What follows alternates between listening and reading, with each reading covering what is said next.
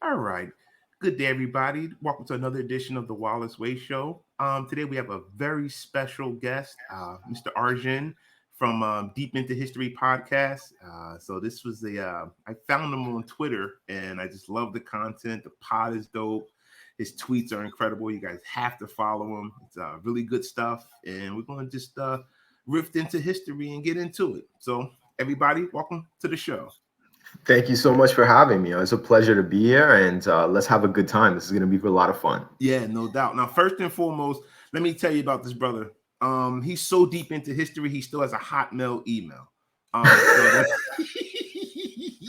Hey, man, they call me old school, but when I find an account, I just cannot I cannot cancel it. So like I'm gonna have Hotmail account from 96 till the day I die. Bro, it's so funny because when we linked up and hooked up, I saw it. I was like, "Are you sure this is the right one?" And it's like, because the only people I know with the Hotmail, my dad still has an AOL, right? And he really still he's not giving it up. He's like 70. He's not giving it up. That's just him. I respect it. Tell me how you started the podcast. Tell me how you got into it. Well, I studied history in university. I've been a fan of like the podcast genre for a long time. And I have there are wonderful podcasts out there. But then I just kind of thought that I wanted to add to the genre in a way and teach history in a way that is in a narrative format, like the old way, like a lore master of old would tell and enthrall like an entire village, and that would become part of the cultural memory. And so when you come to Deep Into History, like I often say, and it's kind of a tagline, I'll take you on a trip like no one else can, because I will take you and put you in the shoes of whoever I'm talking about, with all the historical context you need, all the knowledge you need to actually feel like you're there. I'll take you to the battlefield if it's a battlefield. I'll take you to the Roman Senate if it's the Roman Senate, because I feel that if you spark those kind of emotional connections, the story stays with you forever. And that's borne a lot of fruit from like my listeners tell me that, I can go back and listen to your podcast anytime. Also, like when I hear it once, I remember it and I'm able to bring it up in conversation. I'm not trying to I don't need to Google facts. And I think that all lies in like the delivery. And I'm glad I was able to do this. And it's an honor that my show's a success and people are listening to it, because there's so many great podcasts out there. Yeah, no doubt. No, your stuff is really, the content is incredible. And it's so funny because with history, it almost feels like you're telling a story, like telling a new story, like a comic book in a way, but it's history. Like it really happened. It's really in depth. The characters have a lot of depth to them. Right. Just to add on what you're saying, like absolutely, because I look at it like his story, it's our story, right? Mm-hmm. And they are the best stories ever. I just don't think they're told right, because they're told in a very dry kind of way and often missing the human element. So you just get a list of facts and dates, and a lot of people can't engage with that, and I don't blame them. Yeah. No, so I when I write my scripts, I'll tell my audience, and they love it now. A lot of them play it softly in the background to like a beat from a Wu-Tang song by the RZA, or I will put one of Premier's beats like in the background while I'm writing. So then people can do that and play that during the sequence.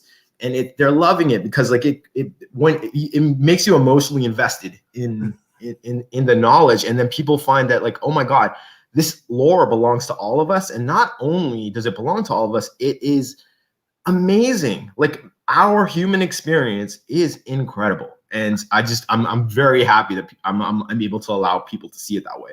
No, that's incredible. And I love, that fact that you add the hip hop element into it, it really opens up the brain. Have you ever heard Dan Carlson's what's his pod?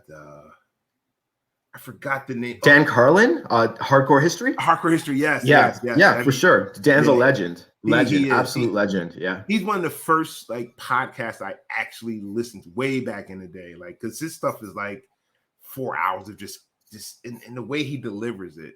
He hasn't done anything recent, but he's really dope. I really Dan, yeah, I mean, Dan got in on the ground floor. He saw that podcasting was the future, which and he presented history in such a new and fun way. Like literally, like Dan's style is like I was a huge fan as well. I still am. I can't wait for Hardcore History to come out. But Dan presented history in a totally new way, right? And like from his unique point of view, and he has a wonderful way of explaining things. And Dan's show has evolved now where it was like, I think monthly to begin with, to get to the point where he does like, I think once every 6 months, but it'll be a gigantic kind of drop. Like it'll be a 4 or 5 hour episode. And thanks to Dan's success for laying the groundwork for that, I'm able to do the same because my show got really popular very quickly.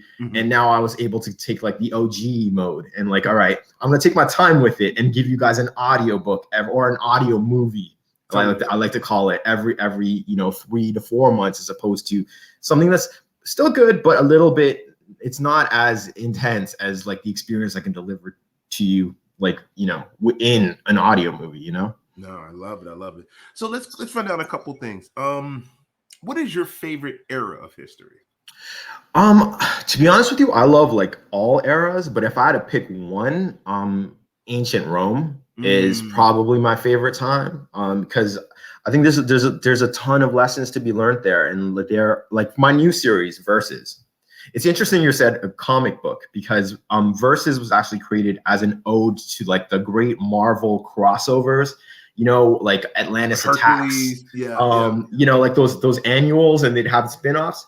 So my new series, Versus, which started last August, has it's the story of the fall of the Republic.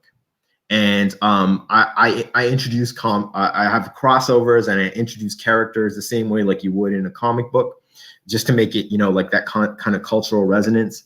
And it is very important for everyone in the West to understand how the Republic fell, because there are eerie echoes of that time to what's happening now. And if you look at particularly Marius and Sulla, not so much Caesar and all, because by Caesar's time, the Republic was more or less doomed. But like the last gasp, it echoes our time, like almost not one-to-one, because history doesn't repeat itself, but it does rhyme. And we are rhyming with that period beat for beat right now. That's it's funny, that time period and that era, the Roman era. My brother, he loved Gladiator so much, him and his wife took a trip to Rome. Like it was that's awesome. yeah. Just because he saw the Pantheon, he saw all of it, and it's a very that era it's probably the most, I'm not gonna say popular, but it, like you said, I think even though people might not know the in-depth history, I think they see some bits of it even currently. And that's why so many people like that era. And I just recently started getting the Stoicism with Marcus Aurelius. And like that whole era and time, it has so much depth to it. And it's good to actually learn it. Like with your pod teaching us about that type of stuff. Because in school, I mean, let's just be real. We all read Caesar. At least I had to read it in high school, and I thought it was dope. It's actually one of Shakespeare's better books. The Shakespeare play, right? Okay. Shakespeare play, yeah. And that's sort of all we learned about it in school. Like, was just that little era. But you've given us the in depth and like the whole how it's melding into now. And like, I love how you said history doesn't repeat, but it rhymes. It does. It truly does. And like, like if you look, societal norms. Okay. Let's I don't want to get political or anything, but if you look during the last administration in America, right? They all you'd hear on the news is that he's breaking this norm, he's breaking that norm, he's breaking this norm. Well, that has happened before. That happened during the fall of the Republic. And we're making the same mistake again. We're not codifying those norms into laws. So therefore, the next person who comes along will break them even more. Right. Because we as a species, like, we do what's precedented. We take a precedent and we push the envelope. That's what the human experience is, to a large extent. No, that's. I mean, you nailed it, bro. I love it. I love it. I love how you added all that into it.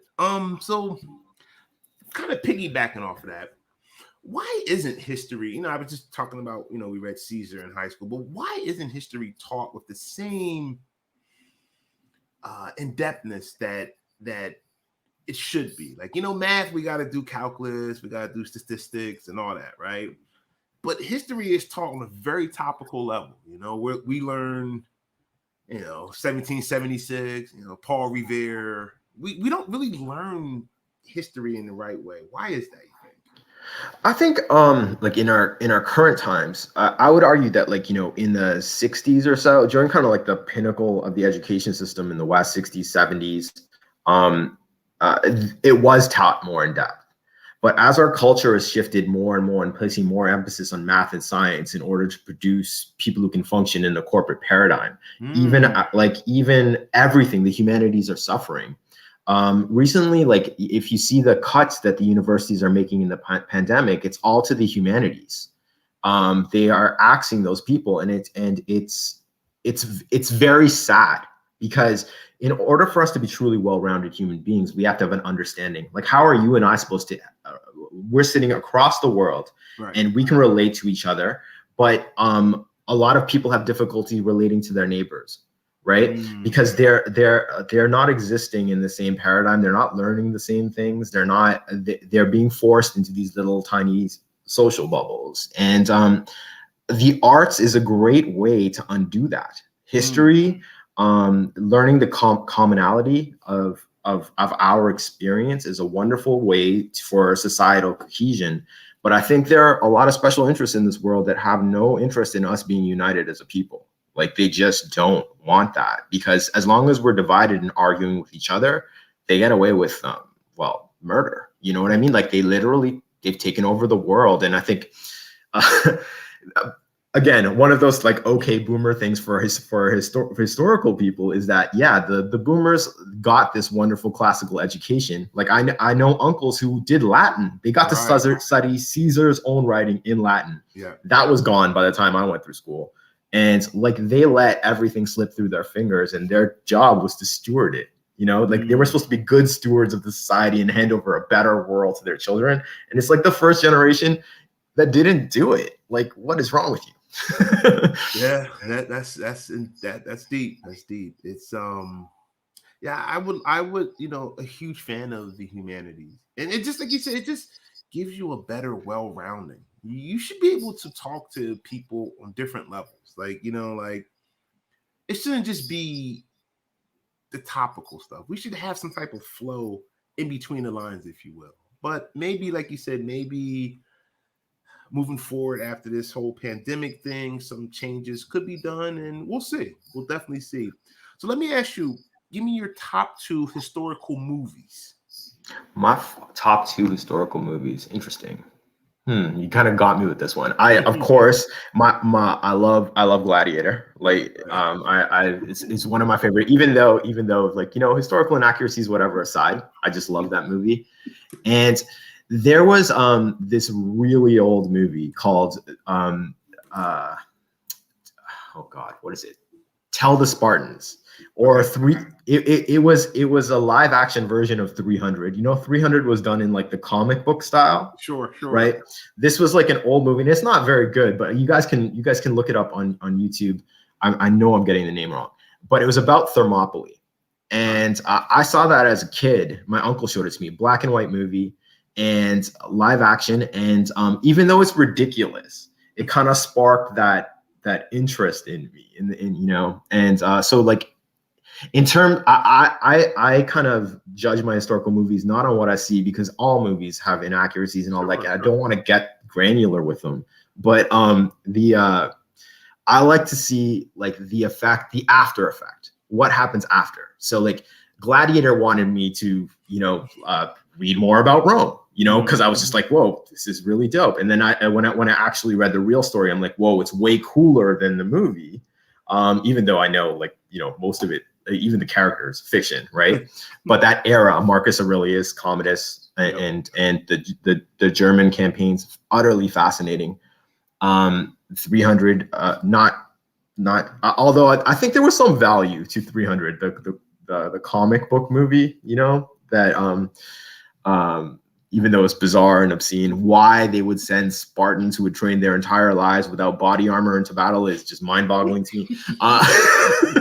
Damn good movie though. Damn good movie. Yeah, I mean, the first time I saw it, I was like, "Whoa, this is weird," but I love it. Exactly. The way it was shot, the way it was. That movie is actually kind of groundbreaking in a way. I've always contended that a couple movies just kind of changed the whole genre. I think number one was The Matrix. I think that changed the way action movies, like you can see a movie today, like we was talking about Without Remorse. It had a Matrix-like scene, you know, when everything slows down, and it just, The Matrix changed the way movies are made. Absolutely. And yeah. 300 kind of in a way it was dope. It was dope though. Yeah, I think also like to your point, like Gladiator, the opening scene in that movie where they're attacking the germs, it kind of, you know, in the 60s, it used to be, if you see Spartacus and all that, you used to see like these massive battles portrayed with, you know, because they could afford extras because everything cost nothing back then. And it's like, but Gladiator showed how you can like recreate a historical battle using computer graphics and people, and it kind of changed the game that way too. And, you know, it's cool. So cool. Gladiator was good. I just don't know what happened to Russell Crowe's career, but that's another. Anyway, so I was going down your feed and I saw you did a special on, I don't know if I'm pronouncing his name correctly, but the African samurai, Yasuke? Yeah, Yasuke, yes. Yasuke. Yes. And it's funny because me and my wife was watching it yesterday, the Netflix show. Okay. And how was it? It was, the first episode was dope. It's a 6-parter. And I, you know, even though I like to binge sometimes, I like to let it build up. So I'm gonna watch it weekly so the thoughts can build up. Are you a binger or are you more like episode by episode? See, I'm a binger. I honestly, because like I don't know, I got hooked. Just admit it. Go ahead.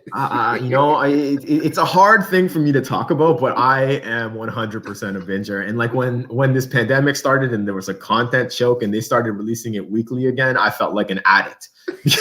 Because where is my binge, man? Where's my binge? Right. No. So tell me a little, because like you said, he was a real guy, right?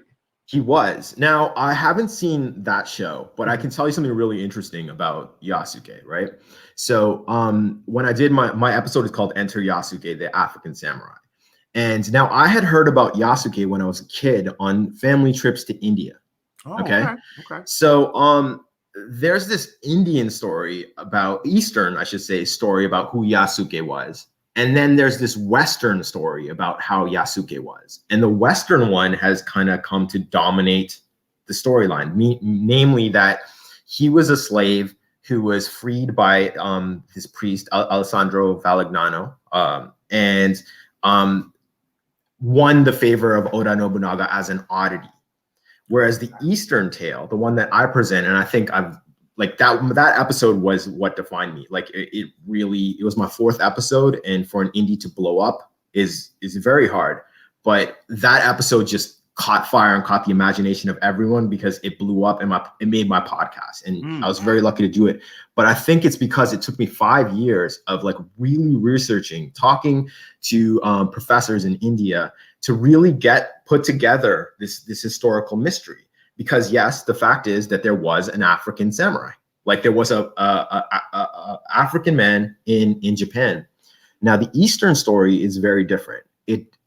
There is a glorious race of people called the Sidi, and they were Ethiopian plainsmen from that area. There was no Ethiopia at that time, but from that general area.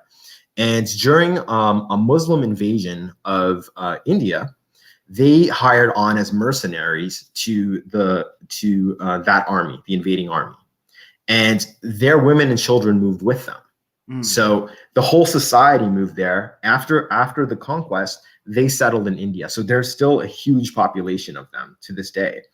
And some of them moved south because the north of India was in constant war. The southern was more peaceful.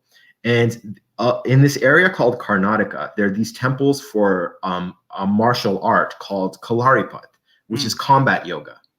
And Combat yoga. Okay. combat yoga, yeah. And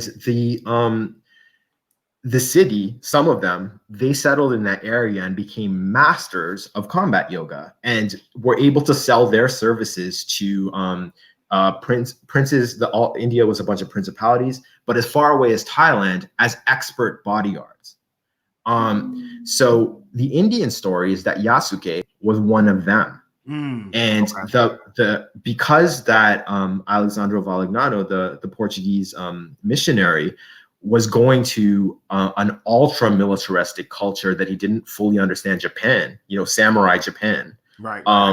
He needed protection, and he was learned. He knew about the city, so he traveled to Goa, which was the Portuguese port in India, journeyed into the hills, and hired the services of Yasuke, who gave his word, "My life before yours," which was their oath, and boarded the ship and went to Japan. And what I think gives that version of the tale so much credence, as opposed to him being, a slave brought from Africa, is that the hyper masculinity and warrior culture of Japan, like, real recognizes real. A warrior will recognize another warrior, especially when you're talking about like the warlord of warlords, Oda Nobunaga, right? For him to take interest in Yasuke and actually make him part of his retinue, he would have had to be a warrior, some kind of martial skill. And I think when I explain the whole story in that episode, you actually kind of get to experience it from that point of view from the very first time, that Yasuke was an expert mercenary. And that, not only do I almost like 100% believe that is the actual story, and it's also one of the greatest tales that's like basically never been told.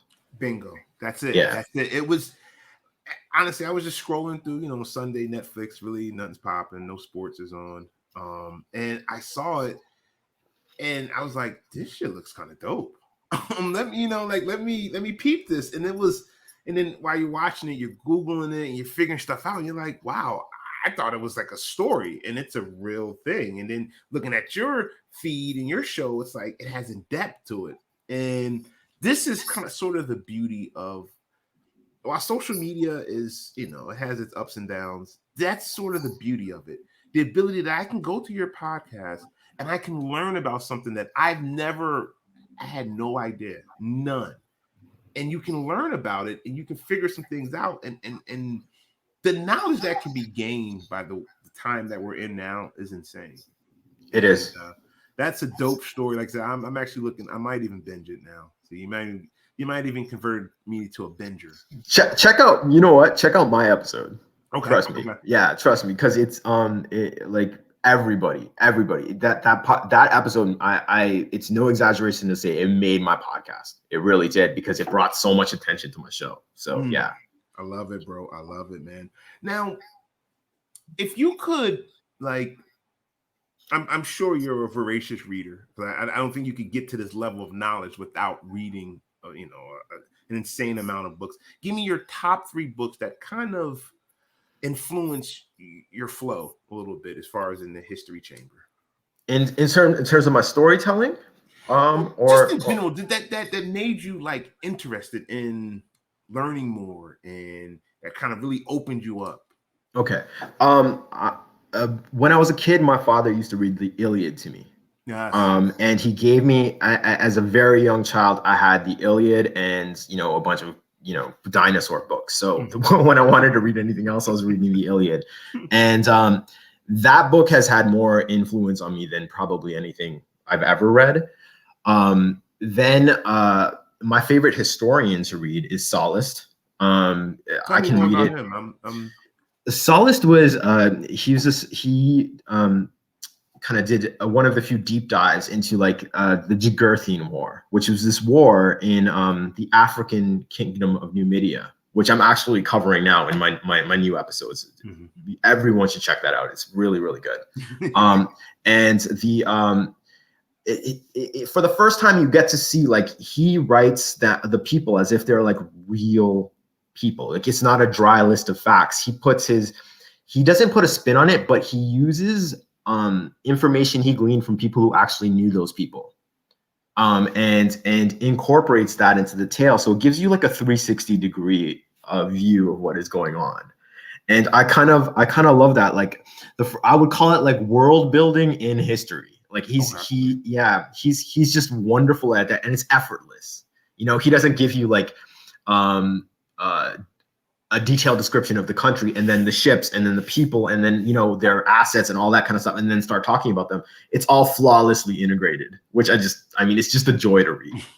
And third book in terms of that influenced me most, Adrian Goldsworthy, lately anyway. And everything by Adrian Goldsworthy is incredible, but there is a book called In the Name of Rome, where he covers the greatest Roman generals.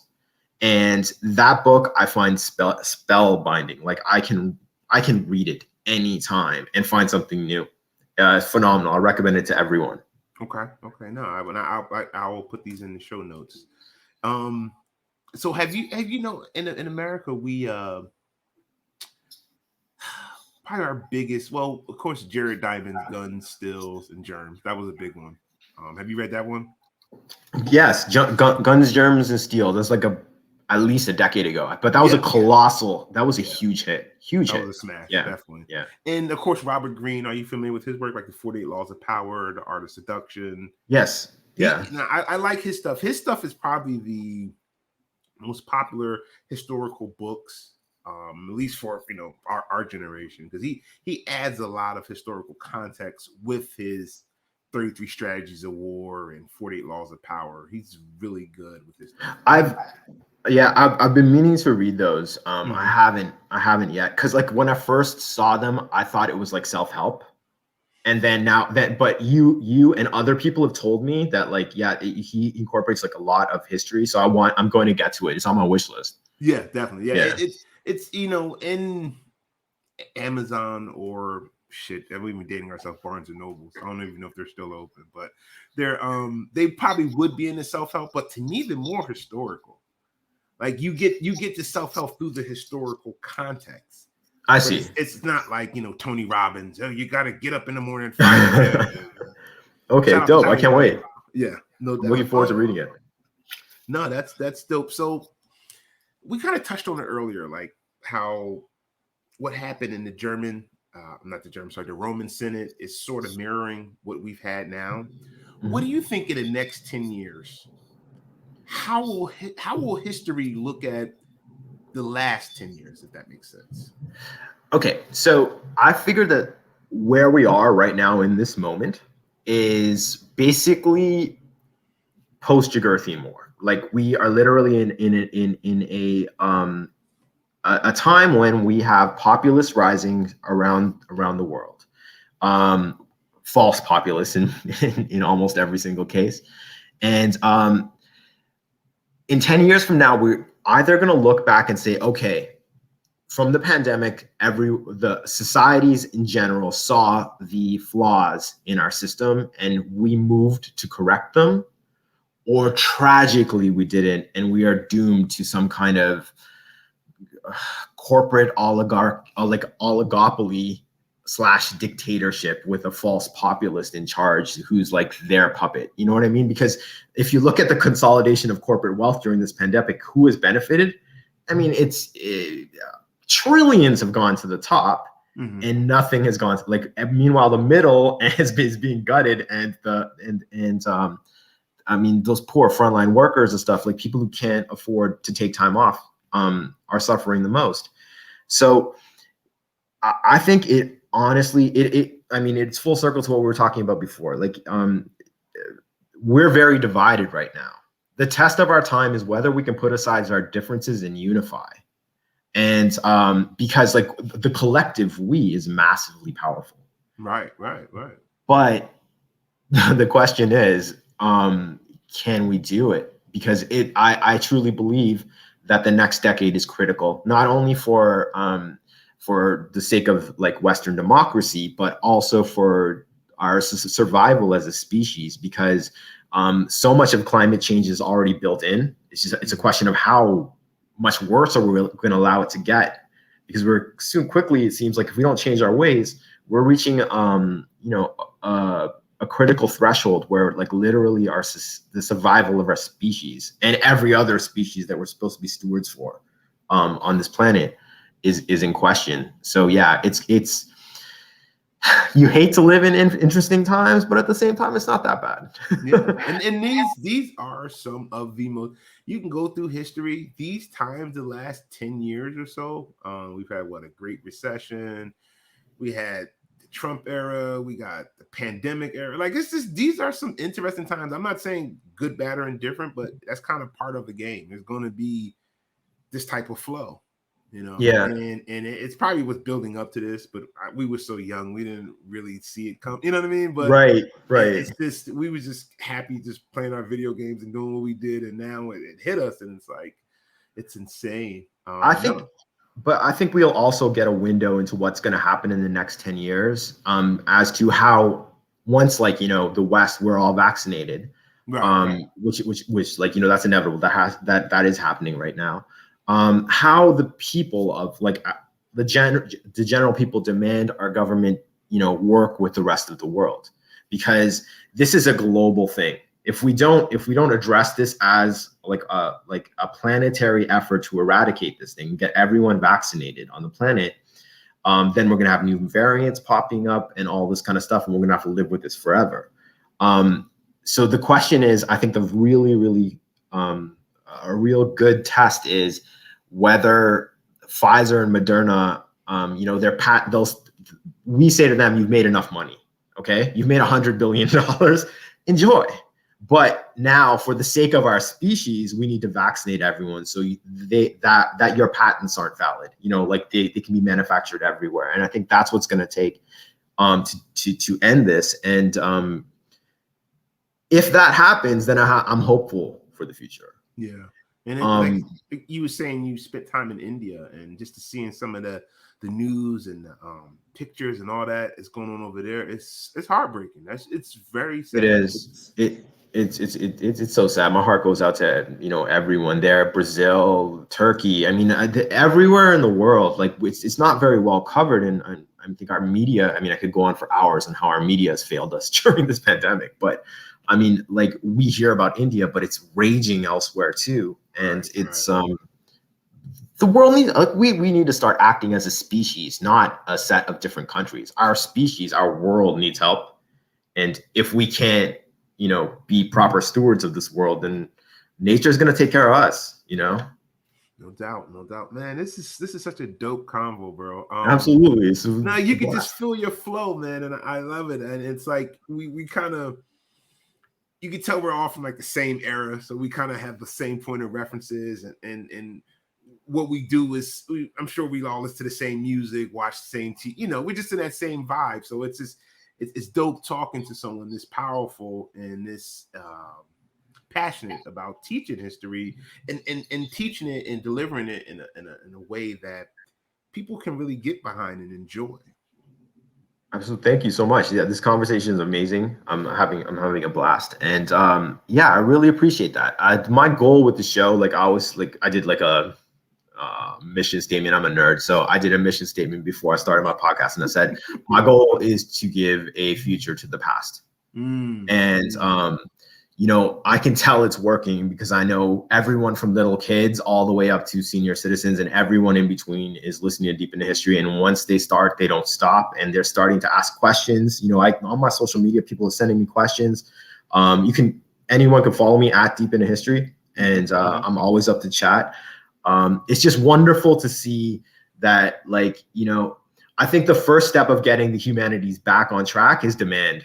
And it's nice to start creating the demand. And I'm one of many podcasters doing that, which is great. Yeah. No doubt, brother. Listen, man, when all this clears up and I gotta come to the T-Dot or the 6. That's what you guys call it, the 6, right? Well, Drake calls it the 6. I'm not down with Drake. So no. Oh, come on, man. We just lost fans, okay? Come on. The guy Drake, because I want to know the kind of backstory. You're situated in Toronto.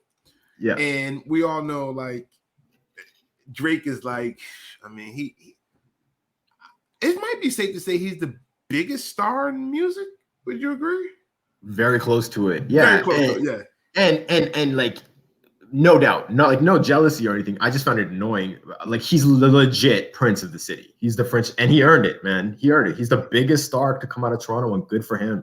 Yeah. It's just like he gets thrown down our throats a lot to the point where it's annoying. Like I can't watch a Raptors game without the camera being on Drake, like 1/3 of the time. Bro, come on. When y'all won a couple years ago, I was like, he's getting so annoying. But this is his team, so I can't diss him for like loving his team. But he actually became bigger than the team. Like Wallace, I don't know if you're aware of this, and I don't know if your listeners are aware of this, but on the Canadian broadcast during that playoff run, Drake had a headset and was talking while with the commentators. It was like, oh my God, I had to mute it.